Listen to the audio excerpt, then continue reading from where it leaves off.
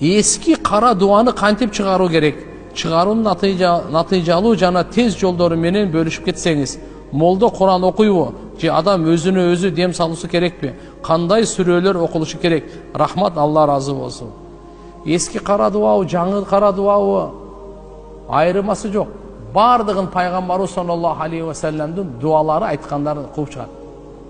Сиздер мына мен акыркы мына өткөндө деле айттым, намаздын 5 сүрөсү деп китеп чыкты го. Жазып чыктык го. Ошондо Ихлас, Фалак, Настын тафсирлери бар.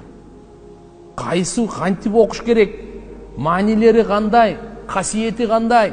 Пайгамбарыбыз эмне деп айткан? Бардын алхамдулилlah жазганбыз.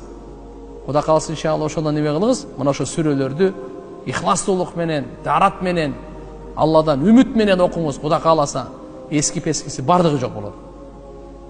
Аллахым жардам берсин баарыбызга.